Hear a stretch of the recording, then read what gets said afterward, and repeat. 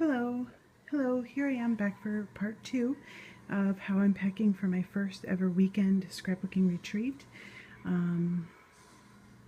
First of all, I am going to take my Cricut, and not to be selfish, but I don't want to be too distracted by folks asking how to use the Cricut during the retreat, because I want to be able to just get a lot of scrapping done, and plus it would take up space on my table. So my mom and I decided to put the Cricut in our hotel room, and because the retreat where we're cropping is in the same hotel, it would take no effort at all to run upstairs to the room, cut what we need, and then come back. Especially since I have the Gypsy, we can plan everything out on the Gypsy and then run up to the room and cut it quick.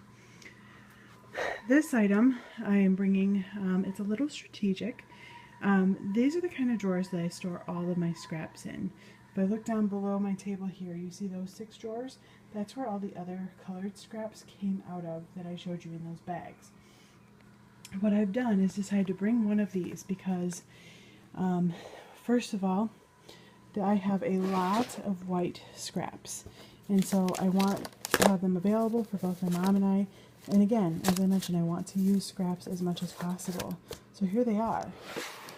I also want to try to use, this drawer is all multicolored scraps. So here's the smallest pieces, larger pieces, and then really big pieces of multicolored scraps. And so I wanted to keep these really handy. I can put things on top of here, and whatever I decide when I get there is going to work. And then I purposely left this bottom drawer empty, so I put the scraps from this drawer into one of the bags because I want to have a place to catch overflow. As I'm scrapbooking, a page kit may include a whole sticker sheet, and I'm probably not going to use the whole sheet of stickers on that one page. So once I get done using that sticker sheet for that page, I need to put it somewhere because that page is done.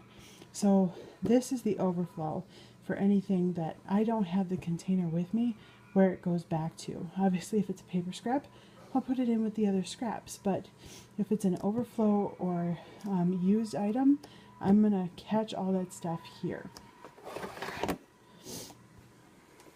Coming over, this is my close to my heart large organizer. It is one of their stamp organizers, and close to my heart stamps are some of the best in my opinion, and I decided that instead of picking through them and taking most of them anyway, I was just going to take all of them and then use this as my stamp box. And so I've been adding other stamps to this that I'm taking with me that are not close to my heart. So I'm going to open this up for you.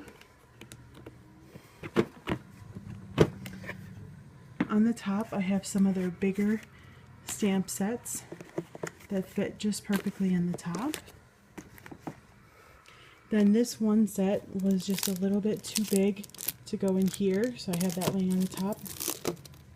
These back sections, I crammed all my close to my heart stamps in here, and they're each in these envelopes. One other thing to note, these are about 6 by 6 size. So this container is also great for your 6 by 6 paper pads, whether you want to take them somewhere to go scrapping or store them in this box at home. This box is a great solution for 6 by 6 paper pads. Also, if you were to take one of the dividers out, you could put thickers in here. Just thought I'd mention that. So then the front section, I have other non-close to my heart stamps that I've decided to bring.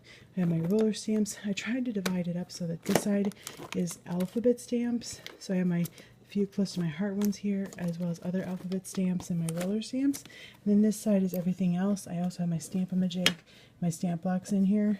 I know on one page I want to make circles with the toilet paper roll and some white paint, so that's in here as well. Last but not least, this is what I've decided to bring for my toolbox. I know some people buy actual scrapbooking tool caddies, but I wanted something closed and inexpensive, and I think I got this cheaper than I would get anything that's made for scrapbooking. I went to Fleet Farm, which, if you're not familiar, is kind of a hardware type store in the Midwest. Hardware and farming. And I got this toolbox for $10. It's plastic, but it seems very sturdy. So this is what my toolbox is. When you open it up, it has one tray that lifts out. And I'll show you this first. So here below the tray, I have my T-square ruler. I have these basic alphabet stickers that I want to use, and since they're basic and not for a specific kit, I put them in my toolbox. And then these are the tools that I don't need to access constantly during the crop. I have a few punches, borders, and basic shapes. Below that are my texture plates, some extra glues that aren't my primary, as ATG is my primary. My ruler just fell on the floor, that's what that noise was. My Xyron X, ATG refill. I'm going to be adding a trimmer blade refill in here. This washi tape is my least favorite, so if I need to just tape something down, that's the one I use. Sanding block. I've thrown a couple of flavors of Mio in here to add to my water. Dimensional adhesive. So basic things that are tools, but I don't need to access constantly. So if I put this part of the box on the floor, that'll be okay. Now, this is the part, I planned this so I could put the tray on my table at the crop. So in the front here, I have all my basic journaling pens, a normal pencil. So anything I would reach to for journaling or writing is right here. These little middle things, I've got my chapstick, my eraser, my staples, and then other basic tools like an adhesive, a mister, tiny attacher, my scissors. A lot of the other more basic, more commonly reached for and smaller tools are in here. So this is going to sit on my table, and this is not. So I hope that was helpful. I really watched a lot of videos myself and tried to make very wise and conscious decisions because I didn't want to bring the whole kitchen sink. I think it looks worse than I thought it would be as far as how much I'm bringing, but I feel like I was really smart about it. So I will try to make another video after I get back to share with you what worked well, what didn't, and what I would do again the next time. Also, one other thing I noticed I forgot, I have this roll of painter's tape here, and my plan is, since these are drawers, I'm going to use the painter's tape to tape around this to keep the drawer shut in transit. I mean, we're just going in a car, but I just want to make sure I don't get paper everywhere from an unfortunate clumsiness, which could happen. So anyway, happy scrapping, and if you have videos that you haven't posted about packing for a crop, I encourage you to do so because a lot of people are looking for them and there's not a lot out there. Have a great day.